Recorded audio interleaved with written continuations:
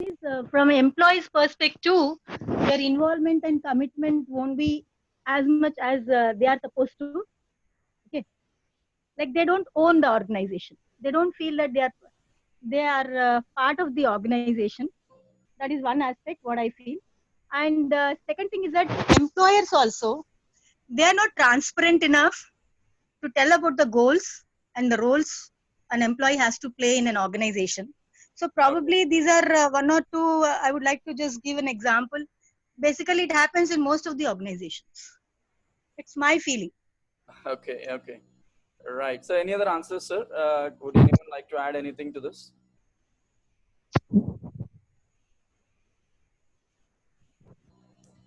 In general, and it's not only in the corporate structure. I'm telling about every profession. It can be in colleges, it can be in government jobs. Chala chotla we find that there is a communication gap, like the way we see the employees and the employee relation. What could be the prime reason why there could be a gap between this?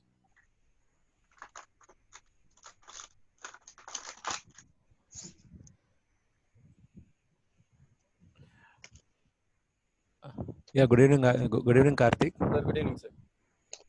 Yeah, one will be their language barrier, Yes, sir. and then the domicile barrier, Sir. because I may be from some other place where I will not be able to gel in this place. Yes, sir. These are the two things which I have observed, Okay. and then there will be um, one employee is always closed. He is not opened up. He always need to be probed or goaded to come out and engage himself. Nobody is so open up uh, to or proactive to come and take up any engagement. So we need to goad them, or we need to be behind them to for them to come up.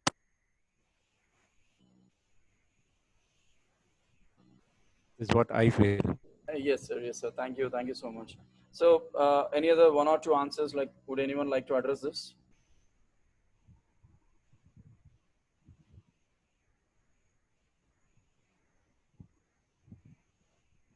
Okay. The quick thing is here, I would like to actually address the most important things. Like, we have primarily about 10 points which I would like to address here. The main reason why we have a gap here is very simple. See, you see here are the 10 pillars of employee engagement, and I'm going to just give you my experience, because many of us are already experienced in terms of how it should be done, or how it can be done, what is a better way to engage your own employees.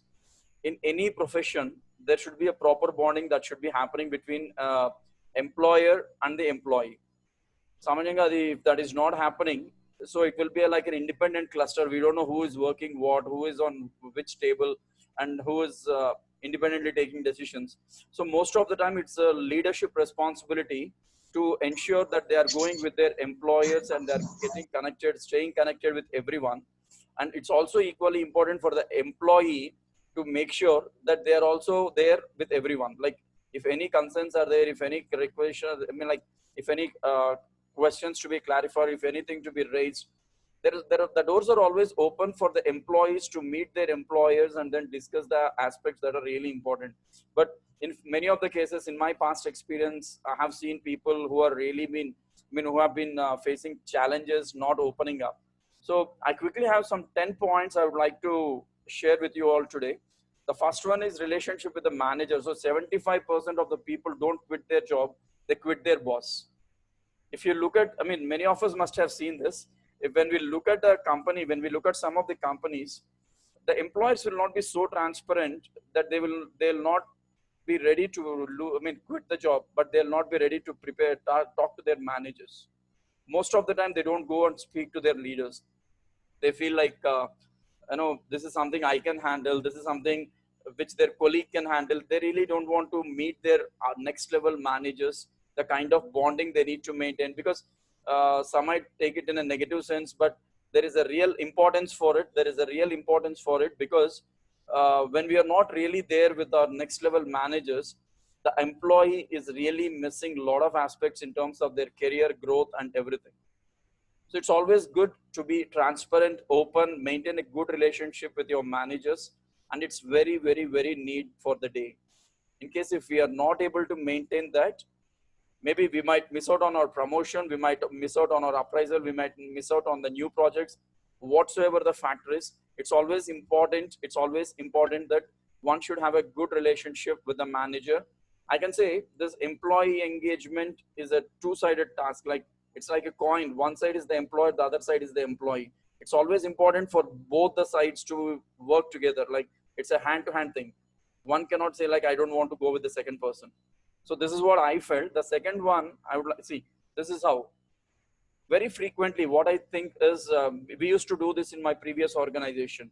At least every bi-weekly we go, I mean, like, we roll out an email to our particular team of employees or a project. We say like, we would like to have a specific coaching for all of you on this particular area. We take the feedback. We make sure that every employee is opening up to give a feedback.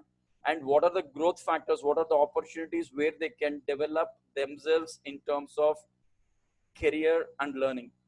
So it's always important for the company, the employer, to coach their own employees in a better way for the future prospects.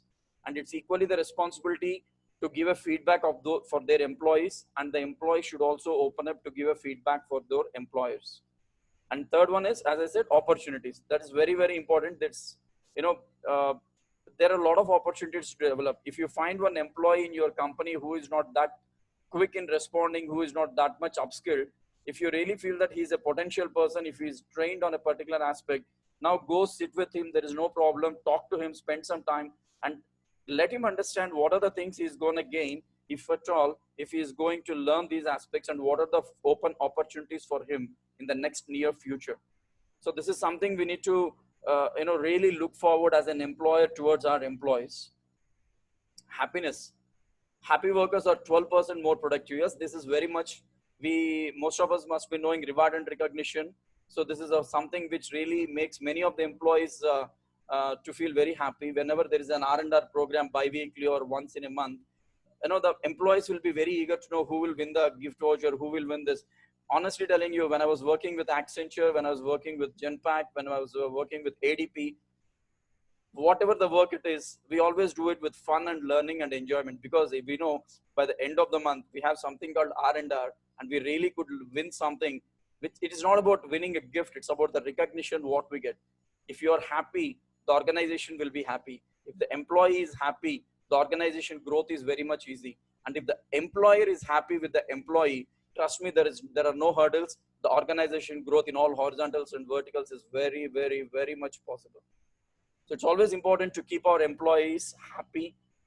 Parallelly, the employee's responsibility is also to take care of the employers happy. It all happens only when we are able to work the right way it should be done. Let the employees have some space. Let the employees, take some leverage. Let us not sit on their head saying like, you do this, you do this. Work pressure is always there, but the way it should be handled is what very important. That's where the leadership skills comes into the picture. Now, next one is, this can be improved in this way. You respect your employees. Just say hello to them. Just say hi, whatever the cadre of the employee it is. Ask for some new ideas. Invite the ideas from them. Show genuine concern. If there are any real concerns, just be very genuine. Don't fake yourself, whether it's as an employee or an employer. Let us not fake something, and let us really put the things across in a way that the employee feels very comfortable. Let us invite some ideas from the employees where that really works for the company's growth in every vertical. So this is also equally important. Now, learn how your employees can be happy with our things, right? I'll send the details again. Medical costs. So most of the companies will take care of the medical care of their particular employee. So it's always important. You try to make sure your employees' health is on the top priority. Even if you find one employee is not feeling well, but still they're sitting in the office, whether you're a vice president of the company or a manager or a team leader, ye professional line, and even if you're a senior manager in a company, whether you're the college principal, whether you're the college chairman, where you have a contact directly with your ground level staff, whether you're the leader of the state, just take some time and talk to them. What happened? Why are you not well? Is there anything that I can help? When we maintain that bonding, so that's where the relationship comes in. The employee feels that, okay, he's taking care of us. So take care of the medical part of the employee, where the employee feels really well. If they really need a leave, make sure that they are getting a leave. If they are bothered about their loss of pay, give them some confidence that they may not even lose their pay. So giving them some kind of confidence. So what we need to do, walk around, observe your employees. If someone is found sick, then talk to them, provide healthy snacks. As a leader of the company or an organization or any institution, to that extent, it is a responsibility. We might have 100 people who are monitoring it at the various levels, but at the top level, you do a surprise visit, check your pantry, check your stores, check your hostel kitchens, everything, and then make sure that everything is properly hygienic, and offer a gym membership. Usually most of the corporate companies have this. Even the colleges can do this. Colleges can give some slot for the faculty. You can go and avail this option. That means you are really taking care of your employees. The colleges will have a lot of pressure at work. Let them have 1 hour of health. That really makes a big difference. Next one is company alignment. See, the way that employees align themselves with the company's core values has a direct effect. Is every employee in the company really there with your core values? Are they sticking to it or not, is the primary thing. If they are not there, if they are not really getting aligned with this, then there is no point of just having an employee or just being an employer. So it's always important to identify that every employee is sticking to that core value. If not, what kind of impact is the company having? Is that impact directly going to be on our profits, loss, business, even in terms of employee care, whatever it is? Right? So workplace satisfaction, it's very, very important again. All the 10 factors I said, have an open and honest communication so that employee can say if their work is meaningful to them or not. Let there be, as I said, an open feedback system. Neither I can say this. If an employee is working for more than hours needed, if an employee is really working more than what he can, or exhibiting more skills, then let there be a proper pay. If at all, if he is taken into the company with a minimum pay, let him be given a hike in the salary where he feels happy. He tells to 10 other people that my work has been recognized and I'm very happy in this company. This is how we can make an employee to stick with the company. Enable the employees, let them speak up, let them talk to us, let them actually tell us what they want, and give clarity of their job role. For example, if you are a team leader in an office, or if you're the principal of a college, if you're the if you're the head of the department in a college, or even if you're the station head, no, just let them have a clarity. What is their job role? What are they supposed to do? What are the things they need to take care of? If they have any challenges, what are the things, whom does they need to actually contact? A lot of factors are there, which we really need to, which one really has to take care of, right? Relationship with the colleagues. This is a one big factor. At times this relationships goes very viral. That is something really worrying. So according to the research which was done, socializing with the colleagues is the only thing proven to make you so happy that when you're not at work. That means, again, it's not a personal relationship. It again leads to a lot of legal aspects.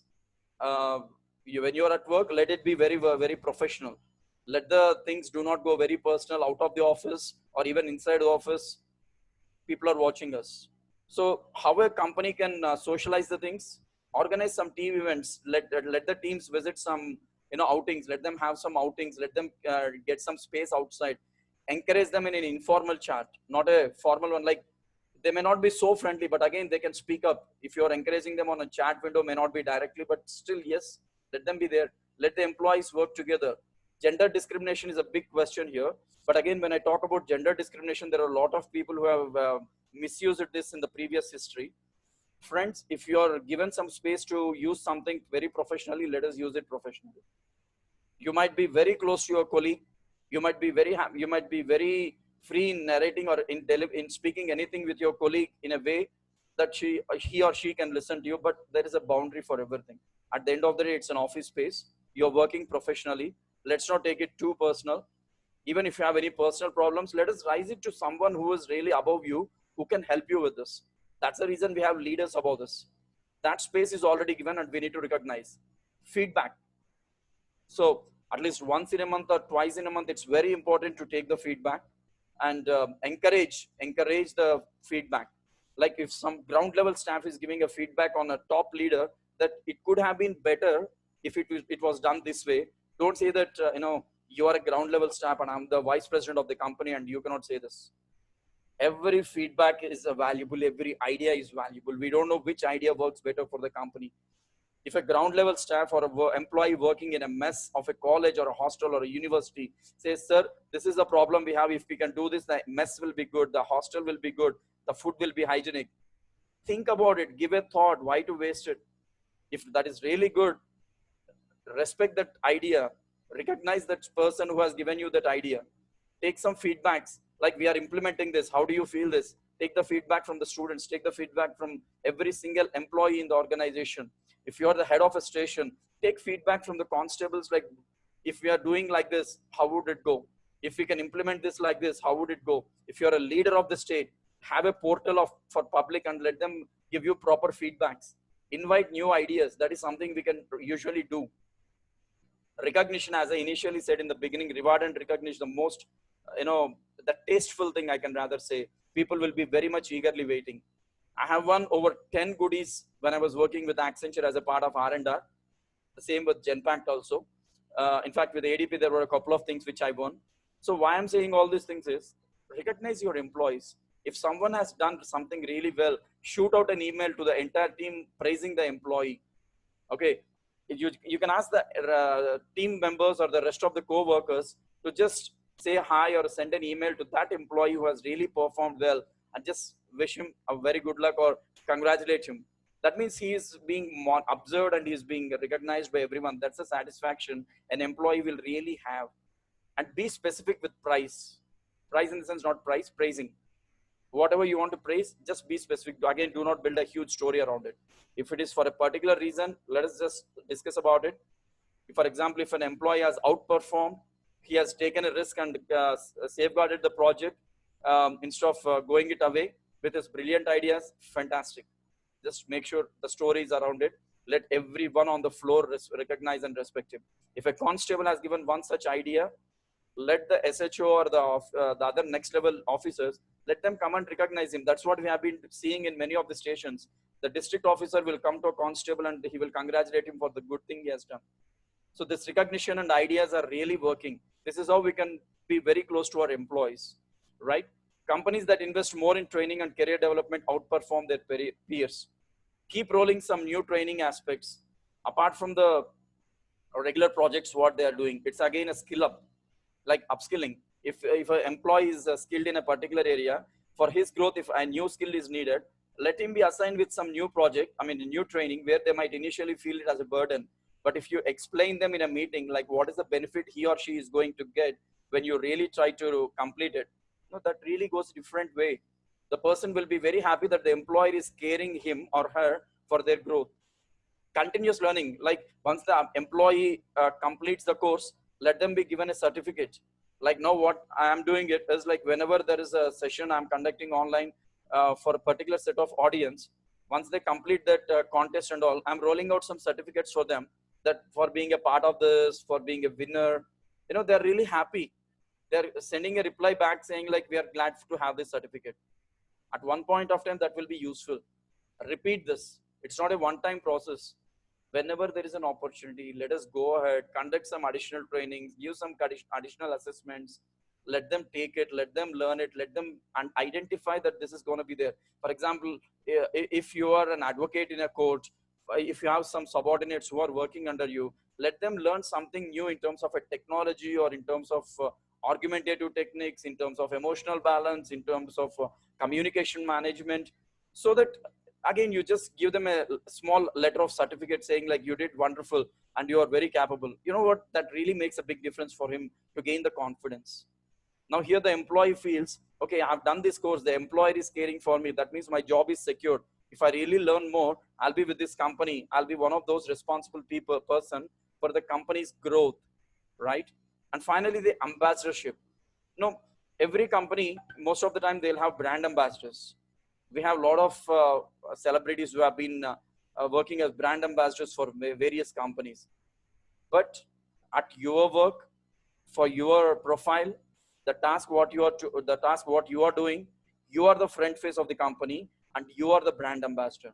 For a college, the students are the brand ambassadors. For a company, the employees are the brand ambassadors. For a station, the constables, I can say they are the brand ambassadors, but because they are the ones who keep walking around. In a court, the advocates are the brand ambassadors because they are the ones who are directly in contact with the public, and they directly listen to the public. They directly get requests from the people who are really in need of help. So identify your brand ambassadors, recognize them as a proper brand ambassador. Just roll out an email saying like, this week for this particular project, he is the brand ambassador. Why? That again gives a responsibility for the employee. They feel like, yes, since I'm a brand ambassador, a lot of people will be observing me. So there is an additional responsibility. I need to take this and I'll be very responsible. So when we start following all these tips, see, when you explain them as a brand ambassador, what is the purpose basically? Why have they been selected? Why are they targeted? Like, what is happening around them? If you explain them, they'll be more interested. Conduct stray interviews.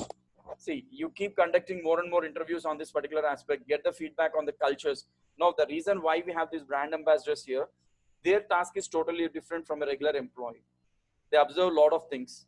They talk to other employees. That's their role. And they also take feedbacks on the various cultural aspects, because that is very important in a company. There's a college, company, whatever the profession. If you are forgetting our cultures related to that organization, and if you are trying to work or behave, then we end up somewhere. So primarily, we have certain set of rules and regulations that we are supposed to follow, and all these things. I believe that most of us will be definitely following all these aspects, where people will try to really get to know about all this.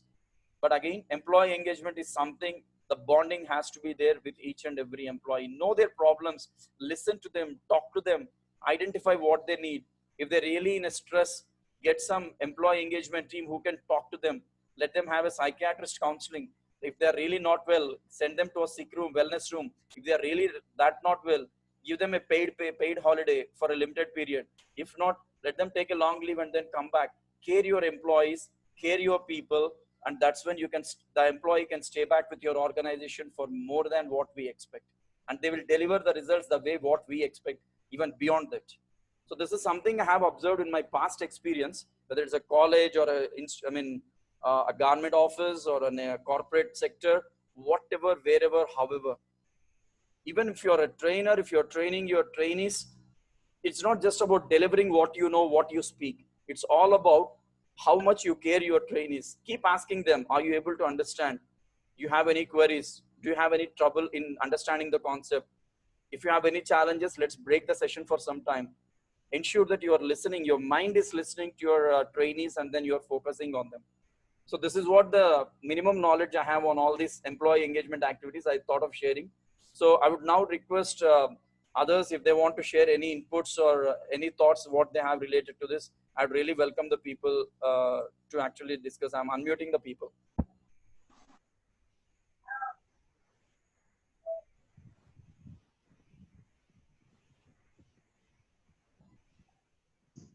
Is there any inputs to be, any advisors' inputs? Yeah. Hi, Karthik. Yes. Rashmi here. Hi, Rashmi. Yeah, the session was quite informative and it was quite to the point. I mean, these are the points which actually help the employees. So if we can take care of all these points, then the employee is happy and the employer is happy as well. Yes. So really nice one. Very good presentation. Thank you so much for the inputs. Yeah. Thank you so much. Thank you.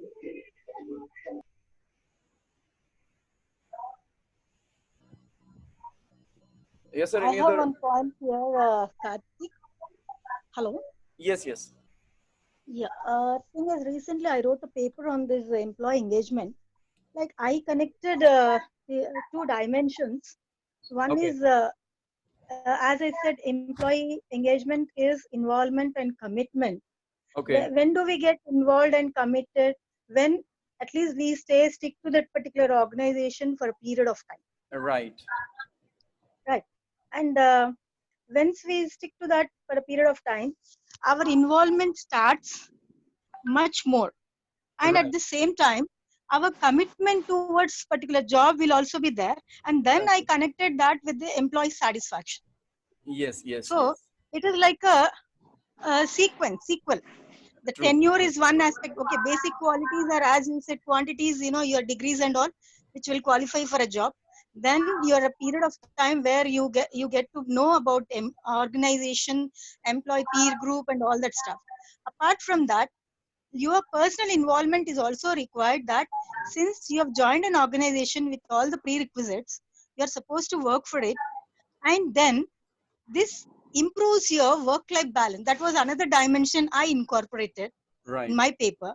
So it is connected with two, three dimensions which are perfectly related with, if you are satisfied at your organization, that means Right. your work-life balance also will have an impact.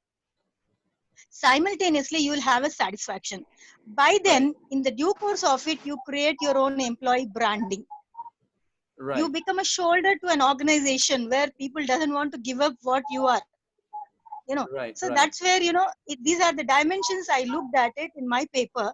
And what are the points you said, take them for a break and all. Today the organizations are like they are working from one new concept has come up as workspaces.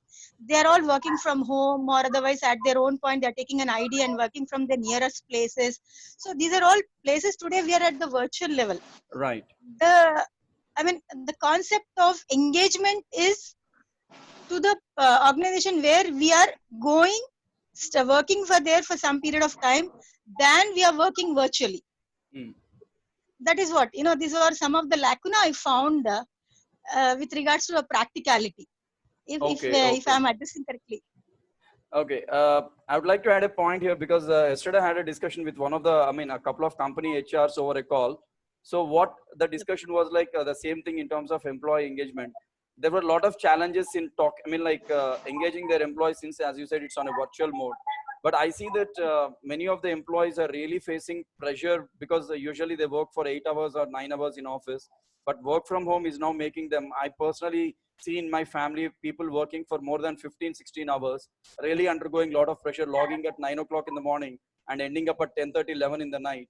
So it's equally the important. Now even still the company HR or the managers can still go connect virtually with these employees and identify what are the challenges they have got in terms of working from home. If they are really under pressure, let them take an input or feedback from them over the email and work on it and see how the work can be balanced. Because especially for female, working from home at this point of time is a very big thing, because they need to balance their work, they need to balance the family, they need to balance the cooking, household activities, everything. So there is a very much scope for the employer to really get connected with the employees and tell them what are the challenges they are facing, and maybe they can help them how to get rid of them and make it very simple, rather than continuously sitting on the laptops for hours together and keep working. This is one thing I felt. Working from home has been there since years, since software and all others have Yes, come. yes. That is one of the aspects. So they might feel comfortable. They can give some time, while though they are working for around 8 hours or so, still they are giving some time to their family also. If small kids are there, they can connect to them, they can address them, they can also meet them if they are working from home. Right. But the challenges is like, as you said, if you're working for more hours, it will have an impact on work-life balance. That's what I wrote in my paper. It Okay. will have an impact on your personal life. Okay. Okay. Yes, Karthik. Yes, sir. Yeah, you should have given little emphasis to work-life balance also, because that is a core Yes, area sir. of concern. No, it is irrespective of the gender, Yes, sir. but work-life balance is very, very important. True, sir. True, sir. And taking breaks, okay, is not a reality now. Taking breaks and going outings and all those things are now past. Okay, but your session was good. Thank you. Thank Yeah, you, sir. session was informative. Good, We could good, touch good. many different points where, a lot of things even organizations, employers have to do. They work there, actually they ignore. Sometimes it so happens is that they short-sighted and they Yes, do not yes. really concentrate on, like it is like older concept like personal management where we said hire and fire. Yes. So that should not happen. Employee is to be considered as human resource. And if you take care of the resource, resources will in turn bring resources. That is a basic scenario when we talk about employee engagement. Right. And with machine learning and all those things coming, Yes, sir. a machine cannot replace an individual. That is very, very important concept you need to emphasize. So human has a natural intelligence. No one can overtake, no artificial intelligence can overtake natural intelligence. No, but artificial intelligence is now overtaking the job. So if you look at HR profession, if I'm not wrong, there were a lot of sacks just because the system is automated. Sir, you have something No, to say? but that is controlled by a human being, no? Even End of the day, artificial it's by a intelligence is human being. controlled. Yeah. So, okay, it's good. Nice. It's always debatable. Right. So I would request everyone to drop in your email ID over chat or to my WhatsApp, because I thought I can share some, I can give some certificate of participation, or that whoever have joined this session. I don't know where it will be useful, but I thought it would be good if I can give a small letter of participation or certificate. So I request everyone to drop in their email IDs on my WhatsApp or a chat here. I'll take it. And then It's a compliment. Really, we wish to receive. Thank you so much, ma'am. I would definitely do that. By tomorrow morning, you will all receive, whoever sends me the email ID, they will all receive that certificate of participation. And also, I would like to inform that very soon, I heard this from a couple of experts. We'll have a separate discussion on this in a couple of days, all about virtual offices and employment. So this is a new trend that has already started in abroad, but our people are not able to completely understand it. Virtual office is the new technology which we are going to have it very soon. Already there, but many of us are not aware. We'll be having some expert session in a couple of days in the next week. That would be great. Thank you, Karthi. Thank you very much to everyone, and that was nice to have you all here. I just dropped in my phone number. Of course, almost everyone have got my phone number and email address.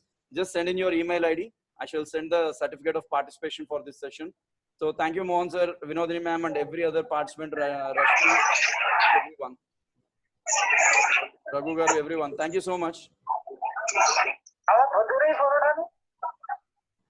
So I'm ending up the meeting. See you all. Signing off.